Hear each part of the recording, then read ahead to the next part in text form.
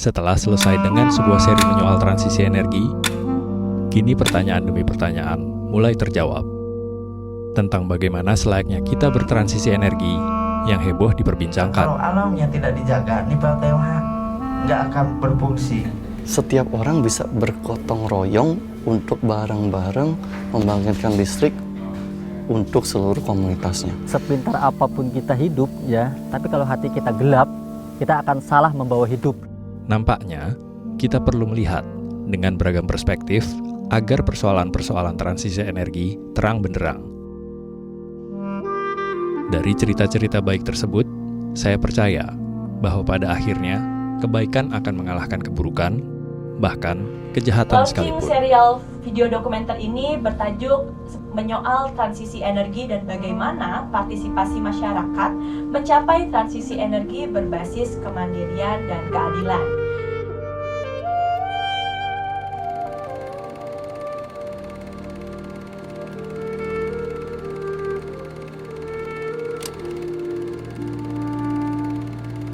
Cerita-cerita seperti Toto Sutanto dengan masyarakat Tangsi Jaya akan banyak lahir di berbagai pedesaan di Indonesia. Begitu juga dengan inisiatif-inisiatif masyarakat di berbagai penjuru dengan potensinya masing-masing.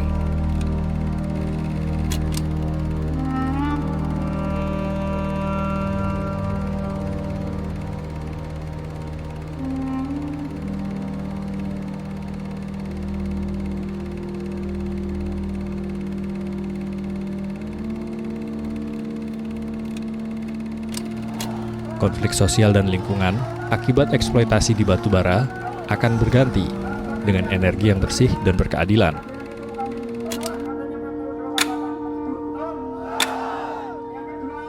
Transisi energi masih menyisakan banyak masalah. Revisi target bauran energi, RUU EBT, kebijakan energi nasional, hingga kepastian kapan PLTU akan mulai disuntik mati. 40 tahun itu kalau menurut saya belum bisa dikatakan terlambat kalau mereka benar mau bertanggung jawab terhadap kesehatan warga Suralaya. Sayang sekali bahwa target 23% tidak bisa dicapai. Kemauan dari pemerintahnya, regulasinya mendukung atau tidak, itu yang sebenarnya jadi masalah gitu. Karena cara berpikirnya masih sangat komersial, berpikir tentang IRR, Internal Rate of Return. Return to whom? Return untuk siapa? Untuk yang sudah punya uang agar uangnya tambah banyak lagi. Celakanya, penggunaan biomasa merupakan salah satu solusi utama dalam transisi energi yang menuai banyak masalah dan penolakan. Di mana semua negara telah meninggalkan batu bara sebagai sumber energinya, Indonesia main tipu-tipu dengan alasan kita baur saja dengan kayu. Mendesak juga pemerintah Provinsi Kalimantan Barat untuk menolak biomasa sebagai solusi. Lalu apa yang ditinggalkan kepada kita sebagai masyarakat Gorontalo? Tentu saja kita harus menutup.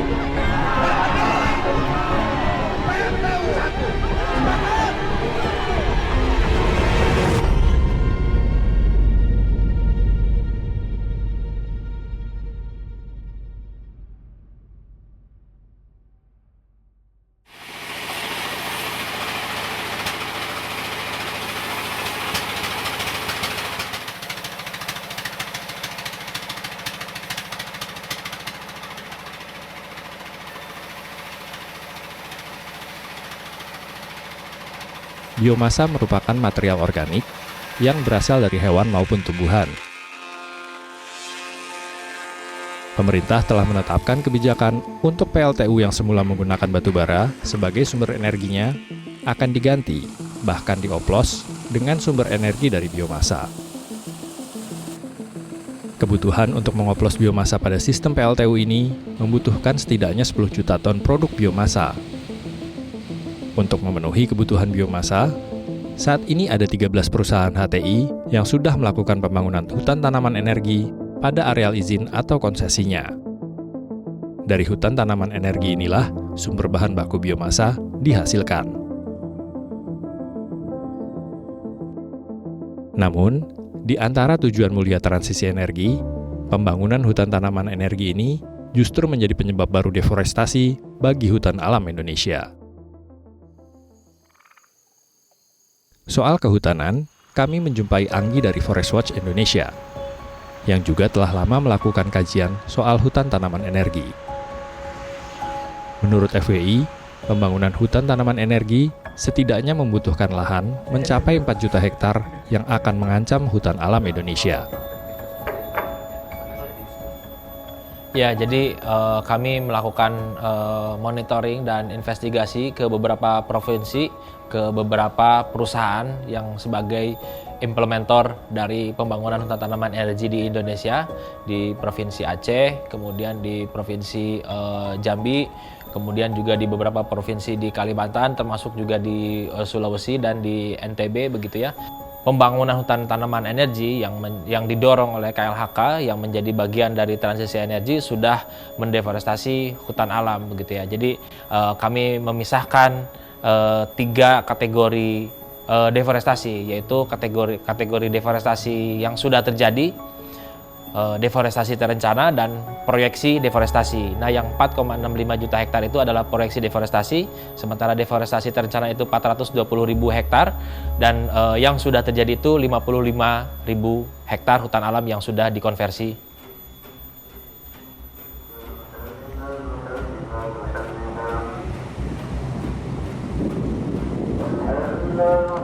Anggi mengajak kami ke salah satu provinsi dengan kawasan hutan yang lebih dari 2 juta hektar di Provinsi Jambi. Kami mencoba menelusuri bagaimana praktik pembangunan hutan tanaman energi ini dijalankan PT Hijau Artanusa. PT HAN merupakan perusahaan modal asing yang mayoritas sahamnya dimiliki Wurim Energy dari Korea Selatan. PT HAN telah melakukan realisasi penanaman tanaman energi dengan jenis sengon di Kabupaten Merangin yang memiliki konsesi 32.600 hektar dan telah beroperasi sejak tahun 2013.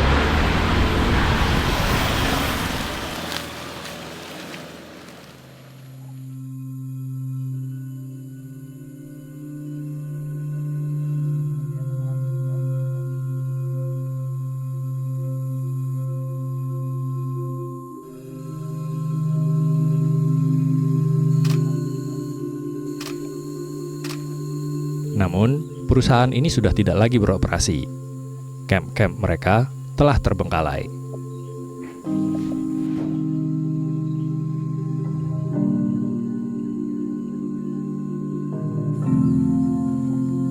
Jadi PT HAN ini mengalokasikan sekitar 10.000 hektar tanaman energi berupa jenis sengon yang akan ditanam di dalam konsesi mereka.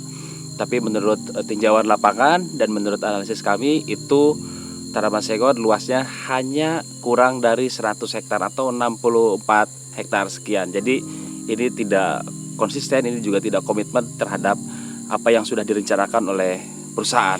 Ini memperkuat dugaan kami bahwa PT HAN hanya ingin memanfaatkan kayu hutan alam, memanennya, kemudian melakukan land banking dengan meninggalkan konsesi. Ya, kita bisa lihat juga bahwa ini adalah motif yang dikatakan sebagai motif untuk memanfaatkan atau melakukan deforestasi hutan alam dengan motif transisi energi.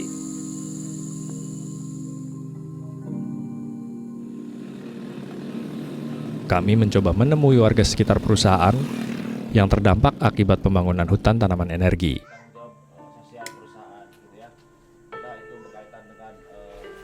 Saya pernah bekerja di PT HAN. Pada awalnya saya bekerja di PT Pilar. Itu bagian pengukuran kayu. Kira-kira kayu itu bisa diproduksi lah. Semua kayu yang besar kira-kira bisa diambil semua. Berkisar 70-80 lah, itu rata-rata. Ada yang 160-150, itu cuma sedikit. Nah. Itu kelas kayu bilang kami sini kayu ketaping, benuang, itu yang besar. Berantai batu, itu yang besar. Ambil kayu, tanam sengon. Hasil dari kayu ini dijual, nanti ditanam sengon. Serempak perjanjiannya. Waktu itu saya sebagai kepala desa, setelah itu serempak dengan ketua BPD menghadap menekan MOU dengan Mr. HAN. Dengan perjanjian ini 50.000 untuk desa Perkebik, 25.000 untuk pemilik lahan. Itu. Yang jelas otomatisnya dulu ambil kayu lah yang dulu. Sebab apa? Kadang-kadang ini yang belukar nggak digarap, dia ambil yang hutan. Sebab tujuannya mau ambil kayu. Itu. Hutan tanaman energi yang digadang-gadang sebagai sumber energi bersih, nyatanya justru menimbulkan hilangnya hutan alam. PT HAN hanya memanen kayu alam semata dan tidak pernah menghasilkan produk biomasa sedikit pun, dan negara telah mengalami kerugian akibat praktik buruk pembangunan hutan tanaman energi ini. PT HAN dalam konteks ini sebetulnya tidak mampu untuk melakukan operasionalisasi izin yang diberikan kepada perusahaannya. Rehabilitasi yang mereka lakukan dalam konteks membangun hutan tanaman energi ini hanya 64,5 hektar saja, sedangkan hutan alam yang sudah digunduli oleh mereka itu hampir sekitar 4.000 hektar. Di Provinsi Jambi, kami tidak menemukan produk biomasa dari hutan tanaman energi. Penelusuran kami berlanjut ke Provinsi Gorontalo.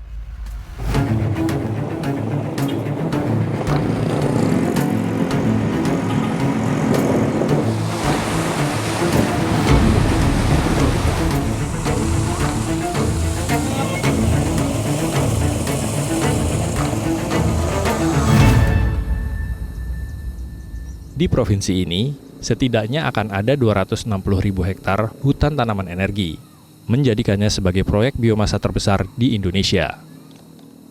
Saat ini ada 4 konsesi yang sedang membangun hutan tanaman energi, yakni PT Bayan Tumbuh Lestari, PT Inti Global Laksana, PT Gema Nusantara Jaya, dan PT Gorontalo Citra Lestari.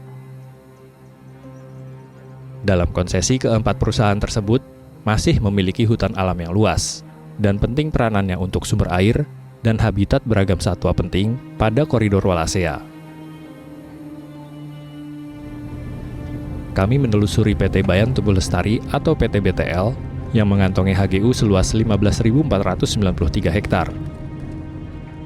Mereka telah melakukan penanaman gamal yang akan dijadikan produk biomasa. Namun sebelumnya, mereka telah melakukan deforestasi.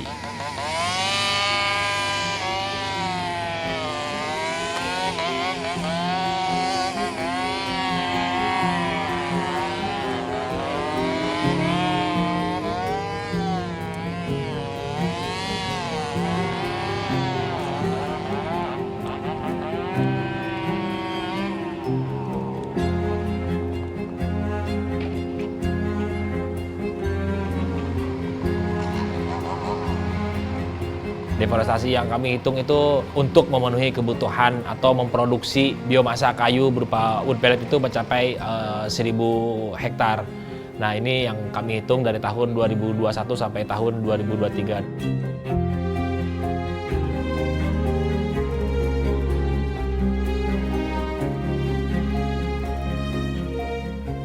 Sebuah ironi, di tengah upaya mitigasi perubahan iklim, dan Indonesia justru membabat hutan alamnya atas nama transisi energi.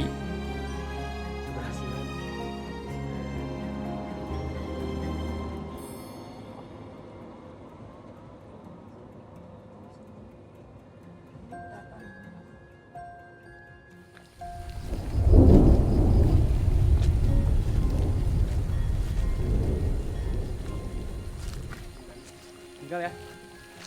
Assalamualaikum.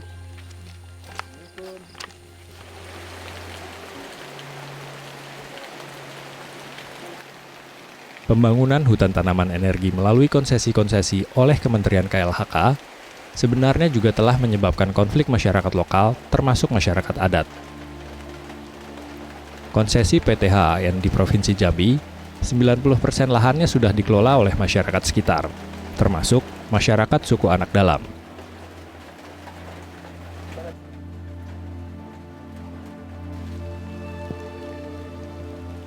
Kalau lahan yang dikelola masyarakat di HP di Sungai Lontar itu, di lokasi HAN, izin HAN, itu saya bilang lebih kurang 300 hektar.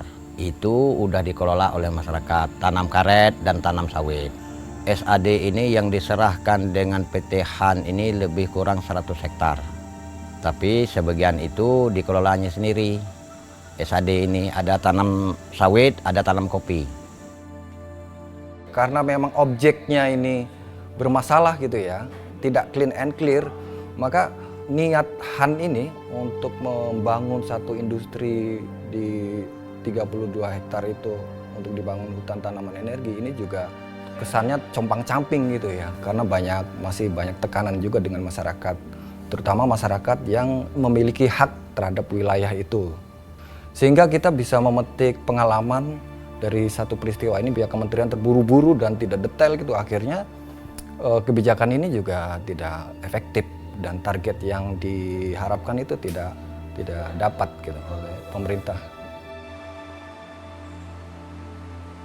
Konflik dan penolakan juga terjadi pada konsesi PT Gema Nusantara Jaya dan PT Gorontalo Citra Lestari, yang sebelumnya merupakan HTI yang berkonflik dengan masyarakat sekitar. Di antaranya, masyarakat petani di Desa Dobode dan Desa Bualemo, Kabupaten Gorontalo Utara. Tahun 2015, ya kalau saya tidak salah ingat, tiba-tiba ada izin satu perusahaan yang namanya Hutan Tanaman Industri, diberi izin oleh pemerintah pusat masuk ke wilayah ini. Sehingga sejak itu terjadi konflik sosial antara perusahaan dan masyarakat. Ya, itu sampai 2015, 16, 17 itu berlangsung konflik terus, bahkan ada masyarakat yang masuk penjara karena notabene dia dalam tanda kutip dia melakukan perlawanan terhadap masyarakat. Konflik bukan hanya di Bualemo sini, karena ini wilayah GCL ya, Gorontalo Citra Lestari. Lalu ada wilayah di lain itu kan tetap masih konflik, masih bermunculan juga kan, masih terus ada. Terus rekomendasi ini kan bukan untuk Bualemo, rekomendasi ini untuk semua dua perusahaan itu. Sehingga DPR saat itu membentuk pansus, kebetulan saya ketuanya. Gitu. Dan pansus pada saat itu menemukan banyak kewajiban perusahaan yang tidak tersampaikan ke masyarakat. Saya ketahui bahwa ini berdasarkan peta yang saya bawa dengan ini adalah hutan lindung. Seketika terjadi sesuatu yang terjadi penggusuran besar-besaran yang akan mengakibatkan kegagalan panen pada budidaya tanaman, rusaknya tata air baik, dampak ekonomi sosial dan lingkungan yang akan terjadi di kemudian hari. Dan semua ini sudah rusak, Pak. Sudah rusak. Dan siapa yang tanggung jawab? Tetapi ini adalah hajat hidup. Tumpuan hanya di situ. Kemudian datang Pak Bupati, Ketua DPR, coba kita berpikir sama-sama. Tidak bisa Pak Nikola, sudah ditandatangani oleh Menteri, ya Pak. Kami cuma meminta demi hajat hidup.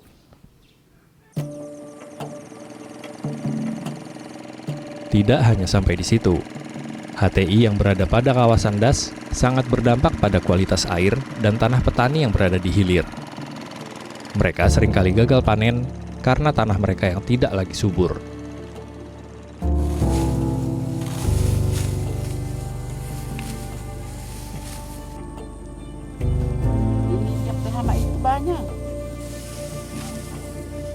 Karena mereka sendiri yang mengetahui tanah ini mau dijadikan apa, dan HTI bukan jawabannya sebenarnya, atau HTI bukan jawabannya. Dengan memberikan izin kepada HTI dan HTE justru akan menimbulkan ketimpangan penguasaan tanah di sana, dan tentu saja akan menambah angka kemiskinan di Provinsi Gorontalo. Kebijakan pembangunan hutan energi telah berdampak bagi petani di Pulau Jawa.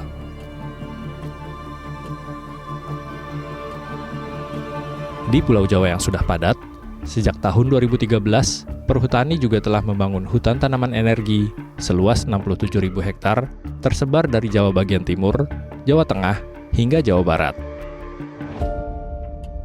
Lahan garapan petani di Kabupaten Sukabumi yang selama ini menghidupi masyarakat, kini telah berganti menjadi hutan tanaman energi.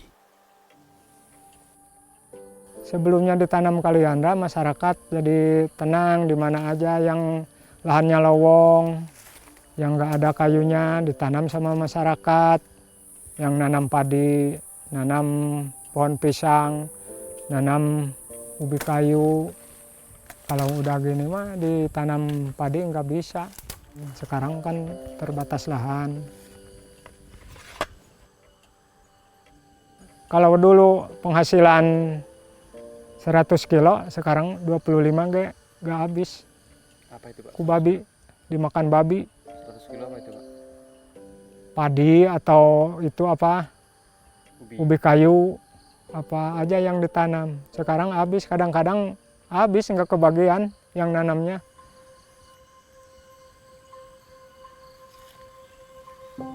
Hingga saat ini, perhutani belum menghasilkan biomasa karena persoalan harga jual. Alih-alih transisi energi yang adil, justru masyarakat kecil yang terpinggirkan. Ya, kami melihat bahwa pembangunan hutan tanaman energi ini adalah bagian dari upaya penguasaan hutan dan lahan di Indonesia, land banking di Indonesia. Jadi, ketika izin ini dioperasionalkan, existing pemanfaatan di tingkat tapak itu sudah dimanfaatkan oleh masyarakat lokal dan masyarakat adat. Dari konteks pemberian izin itu sudah keliru. Dari konteks operasionalisasi izin sudah keliru. Yang ini yang menyebabkan bahwa konflik antara masyarakat dengan perusahaan ini terus berkepanjangan.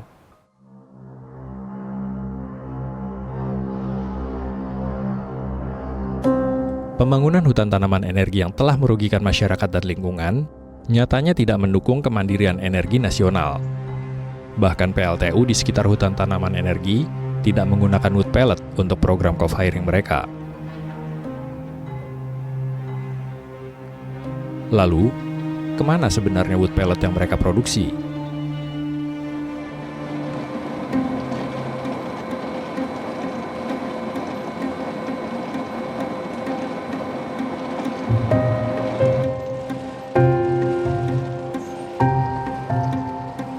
Indonesia merupakan pengekspor produk biomasa. Hingga saat ini, ada sejumlah perusahaan yang rajin mengekspor produk biomasa. Biomasa kayu merupakan komoditas pasar global. Kebutuhan pasar akan energi biomasa, terutama wood pellet, sangat dibutuhkan oleh pasar luar negeri. Sejak tahun 2020, kebutuhan pasar wood pellet meningkat secara signifikan.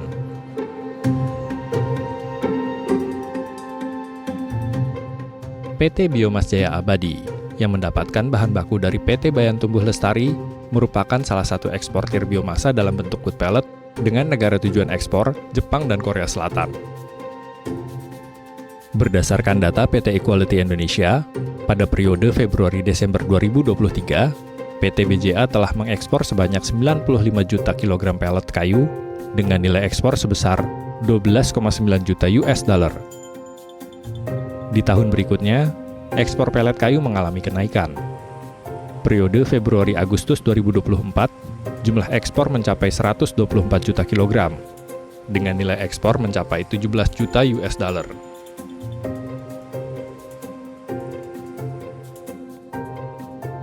Tak jauh dari PT Bayan Tumbuh Lestari, PT Gorontalo Panel Lestari juga sedang membangun pabrik wood pellet berkapasitas 20.000 ton per bulan. Pabrik ini disuplai dari hutan tanaman industri, yakni PT Gema Nusantara Jaya dan PT Gorontalo Citra Lestari. Dua HTI yang semula diperuntukkan kayu pertukangan yang konsesinya mencapai 70.000 hektar. PT Gorontalo Panel Lestari juga lebih memilih mengekspor wood pellet mereka ketimbang menjualnya kepada perusahaan listrik negara. Berkota di Surabaya, biaya transport dalam negeri ini jauh lebih mahal dibandingkan luar negeri.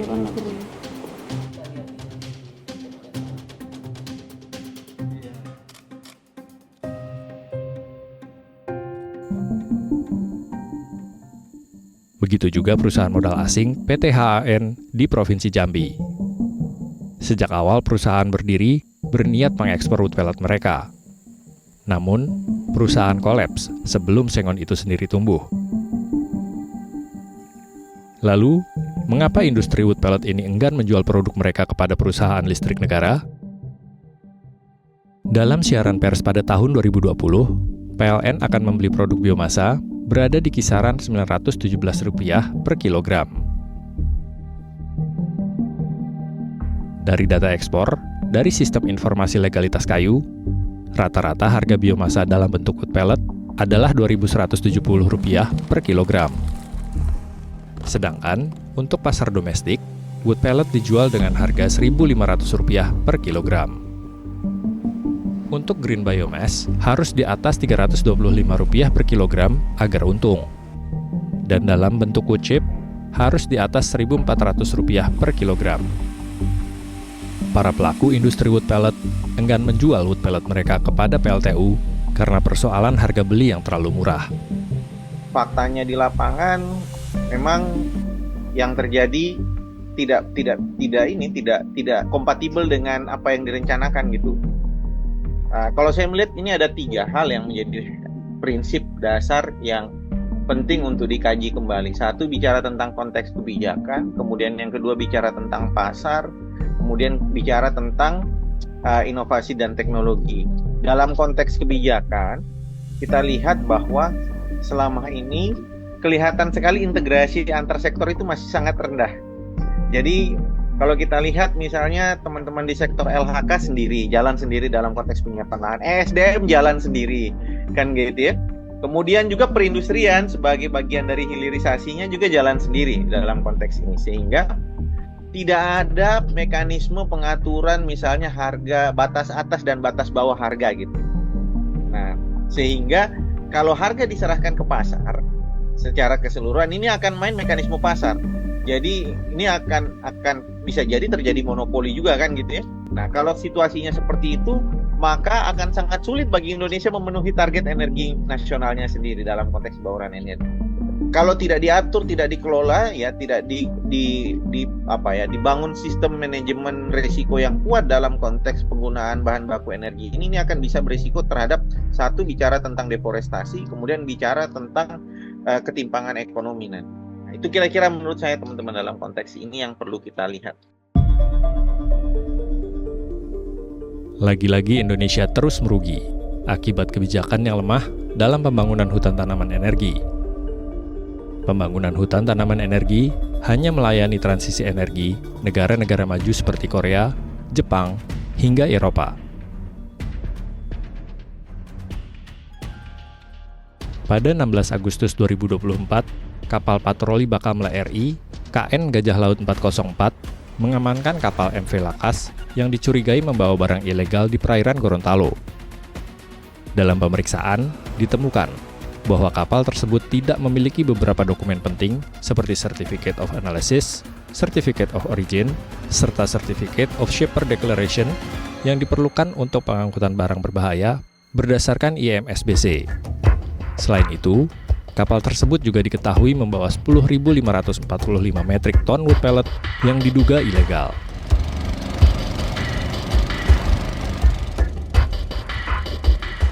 Sebelumnya PT Biomasa Jaya Abadi nyatanya telah melakukan transshipment di dalam proses ekspor mereka, di mana proses ini telah melanggar ketentuan dan perizinan yang berlaku. Kawasan perlindungan laut dan tempat mencari gurita bagi orang Bajo telah menjadi area buang jangkar oleh kapal-kapal ekspedisi pengangkut wood pellet. Area buang jangkar ini merupakan kawasan konservasi laut, meski baru pada tahap pencadangan. Tak hanya di situ, PT Biomas Jaya Abadi hanya melaporkan 2 jenis kayu alam sebagai bahan baku biomasa, yakni pohon jambu-jambu dan nyatoh. Sedangkan praktiknya, hutan alam tidak hanya tumbuh 2 jenis pohon itu semata. Akibat pelaporan tersebut, negara berpotensi mengalami kerugian karena penerimaan pajak yang tidak sesuai dalam pelaporannya. Belakangan terungkap, Hanwha Company Limited merupakan perusahaan energi dari Jepang yang memiliki 20% saham PT Biomasa Jaya Abadi. Begitu juga perusahaan PT Han di Jambi, dimiliki oleh seseorang bernama Han asal Korea. Jepang dan Korea untung dan menikmati listrik dari kerusakan hutan alam Indonesia. PT Biomas Jaya Abadi yang sebelumnya perusahaan kelapa sawit sejak awal memang bermasalah, termasuk transparansi terhadap operasionalnya.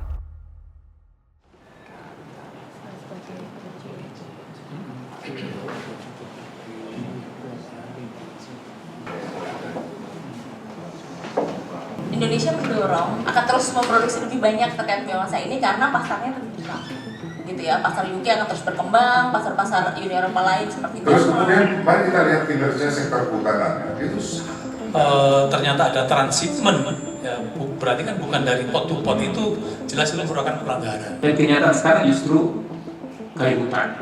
Nah, itu yang menjadi masalah. Nah, kami memantau bagaimana sih skema-skema sertifikasi pemanfaatan hasil hutan ini memenuhi aspek kelestarian. Kalau memang itu ekspor, kan jelas tujuannya misalnya ke Korea, ya harusnya misalnya pelabuhan yang didedikasikan kemana, misalnya Bitung, ya kita barang itu kita kirim ke Bitung, dokumen kita lengkapin, naikkan kapal, langsung ke Korea, udah selesai, tidak perlu ada proses-proses ada di jalan. Itu penambahan dan pengurangan proses di jalan itu ada kemungkinan, di situ ada kemungkinan main, kemungkinan pengelabuan terhadap kewajiban-kewajiban yang harus dipenuhi oleh pengusaha. kalau ini kayu yang begitu bagus, harus membayar DR, harus membayar PSDH, terus kemudian kayu ini dijadikan pelet dengan harga yang sekarang ini, itu nggak masuk akal. Pasti dia akan tetap jual dalam bentuk kayu utuh, bukan kayu yang pelet, kira-kira begitu. Berarti patut diduga ada kerugian negara dong kalau begitu, Bro? Oh iya. Jadi kayu yang berharga tinggi dihargai sangat rendah, itu pasti. Karena seringkali antara informasi official yang mereka laporkan self assessment dengan kemudian temuan di lapangan ternyata nggak sama gitu loh, soal volume, soal jenis kayu, soal tujuan pengangkutan dan macam-macam. Nah itu hal-hal yang menurut kita tidak wajar, dan tadi dalam diskusi sudah kita lihat. Dan kembali pelanggaran-pelanggaran mungkin saja terjadi dan penegakan hukum memang harus ditegakkan dengan benar. Pembangunan hutan tanaman energi telah banyak mendapatkan beragam diskon kebijakan yang diberikan. Namun pada praktiknya, tidak menyelesaikan persoalan transisi energi nasional, justru menjadi kebijakan yang merugikan. Lalu, dari mana datangnya klaim co-firing biomasa oleh PLN? Perusahaan listrik negara telah melaksanakan program co-firing pada 40 PLTU, yang ditargetkan meningkat hingga 52 PLTU hingga 2025.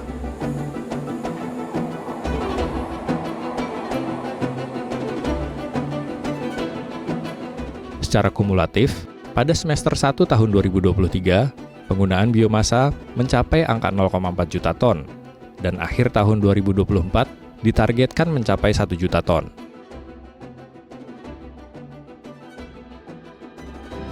PLN juga menyebut biomasa yang saat ini dipergunakan berasal dari limbah, yang terdiri dari 5 jenis, yaitu serbuk gergaji, serpihan kayu, cangkang sawit, bonggol jagung, dan bahan bakar jumputan padat.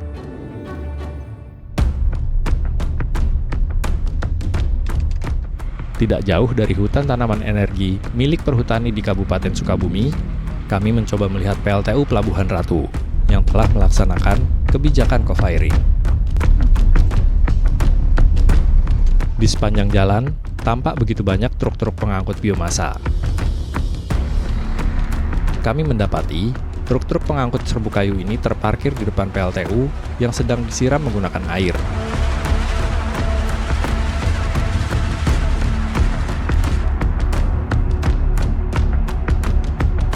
Sebagian sibuk menutup celah truk akibat air yang berlimpah.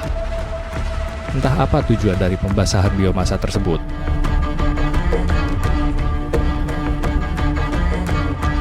Apakah pembasahan ini dilakukan untuk menambah berat massa serbuk kayu?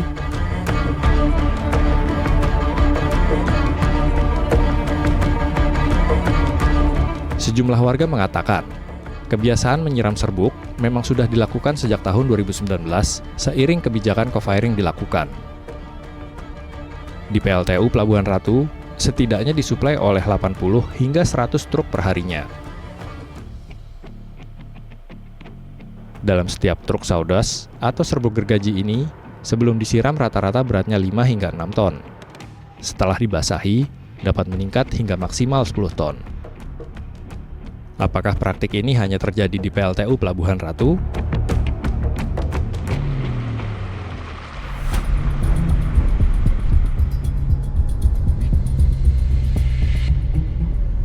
Kami menelusuri hingga PLTU Indramayu. Pembangkit yang berkapasitas 3 kali 330 MW ini juga telah melakukan oplos batubara dengan biomasa. Dengan kapasitas tersebut, estimasi kebutuhan wood pellet untuk 10% saja mencapai 688.000 ton, atau jika menggunakan sawdust berkisar 900.000 ton. Karena sawdust atau serbuk gergaji memiliki kalori yang rendah. Tak jauh dari PLTU, kami juga menjumpai truk-truk pengangkut sawdust. Disinilah mereka menyiram sawdust sebelum dikirim ke PLTU.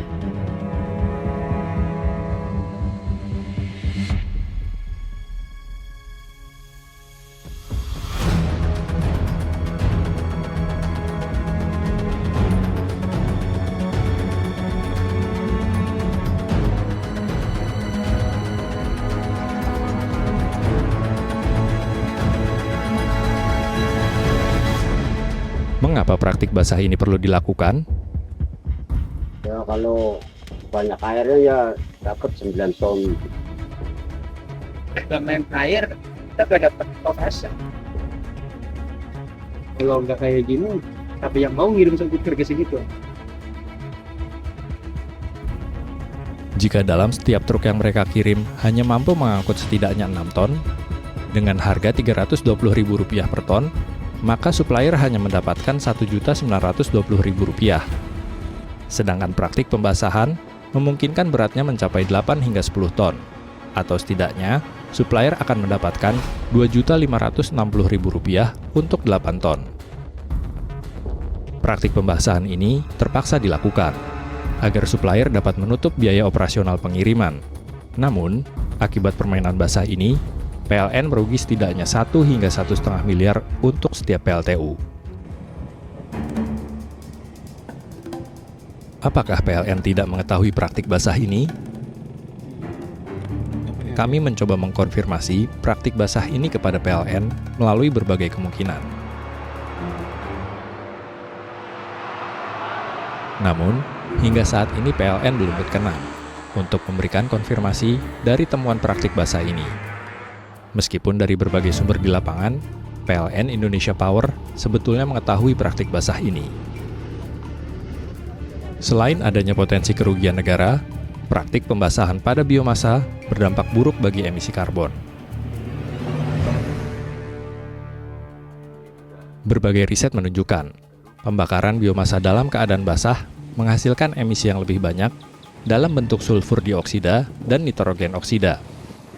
Sedangkan, pembakaran biomasa sendiri juga menghasilkan partikulat matter dalam ukuran yang lebih besar daripada batu bara, yakni PM10, yang sangat berbahaya bagi kesehatan, terutama masyarakat sekitar pembangkit.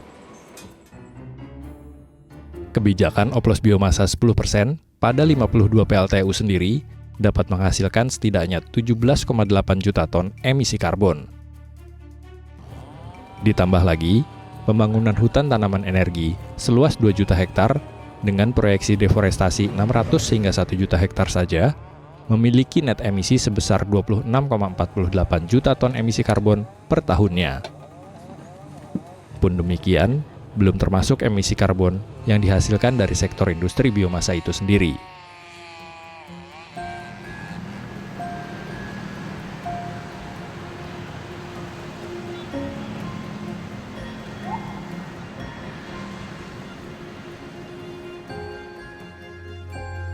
Biomasa ini nggak memenuhi indikator-indikator energi yang bersih, gitu, terbarukan atau berkelanjutan dan adil. Itu nggak ada tuh semua aspek tersebut dalam sumber energi biomasa kayu. Yang mana berarti deforestasi yang terjadi di Indonesia, gitu, emisi yang terjadi di Indonesia untuk melayani gitu kebutuhan sumber energi di negara lain, gitu. Kalau kita nyebutnya ini kolonialisme gaya baru, gitu. Karena kita nggak dijajah secara terang-terangan pakai senjata gitu, tapi hutan alam kita dihancurkan untuk memenuhi kebutuhan mereka gitu, dan itu yang terjadi sekarang. Biomasa yang digadang-gadang sebagai energi bersih nampaknya patut dipertanyakan ulang. Transisi energi yang berkeadilan pun tampaknya masih jauh dari kenyataan. Kenapa kemudian biomasa itu didorong gitu, terutama yang berasal dari kayu? Karena kemudian biomasa ini punya logika yang sama seperti batu bara gitu. Dalam artian, satu, dia bisa dikapitalisasi gitu. Dua, yang memiliki uang gitu untuk mengembangkan ini gitu, itu yang bisa menguasai sumber energi itu gitu. Sama seperti batu bara gitu. Mereka hanya korporasi-korporasi yang mau mendiversifikasi bisnis mereka gitu.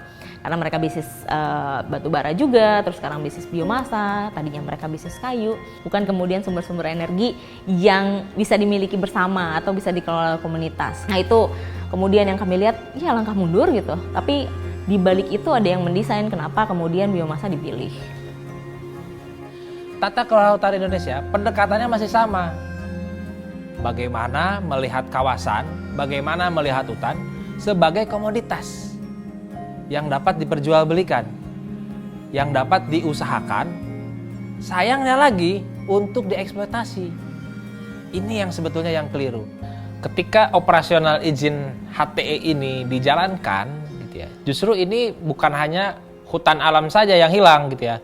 Dan ini bukan hanya sekedar emisi yang dilepaskan, bukan soal angka. Tapi ada fungsi-fungsi dari hutan yang turut hilang.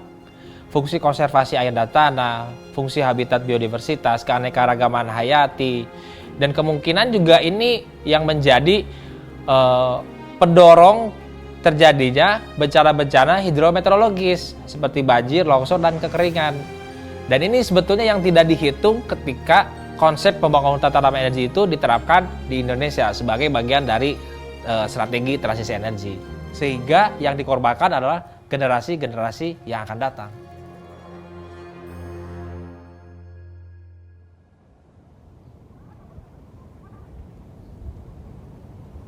Agenda transisi energi yang adil telah dibajak dan menjelma menjadi dalil-dalil pembenaran, menjadi propaganda atas nama perubahan iklim, atas nama masa depan yang lebih baik. Dan kita dipaksa untuk percaya akan pembenaran demi kebaikan, entah kebaikan siapa. Mimpi transisi energi sebagai solusi atas perubahan iklim dan beragam masalah sosial nyatanya hanya menjadi cerita baik. Tampaknya tidak ada hal yang lebih berbahaya dibanding percaya pada cerita-cerita tentang kebaikan akan selalu mengalahkan kejahatan. Nampaknya kita tidak boleh berhenti untuk selalu bertanya dan terus bertanya. Karena selalu ada kemungkinan kedua di bumi manusia. Kita tidak pernah menganggap siapapun musuh. Kita hanya melihat hari ini keadaan di Indonesia. Bagaimana keadaan iklim kita yang semakin parah akibat kebijakan-kebijakan yang sembrono, kawan-kawan. Itu yang kita lawan, itu yang kita hari ini hadapi bersama-sama. Kita tidak pernah melawan siapapun, kita tidak pernah melawan manusia-manusia yang ada di sini, tidak pernah.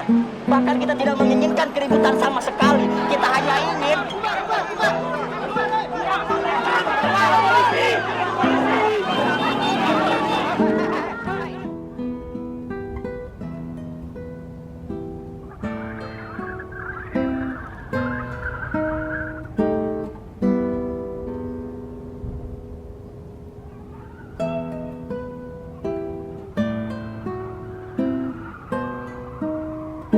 jika rakyat pergi ketika penguasa pidato, kita harus hati-hati, barangkali mereka putus asa. Kalau rakyat bersembunyi dan berbisik-bisik ketika membicarakan masalahnya sendiri, penguasa harus waspada dan belajar mendengar. Bila rakyat berani mengeluh, itu artinya sudah gawat. Dan bila omongan penguasa tidak boleh dibantah, kebenaran pasti terancam. Apabila usul ditolak tanpa ditimbang, suara dibungkam, kritik dilarang tanpa alasan, dituduh subversif dan mengganggu keamanan, maka hanya ada satu kata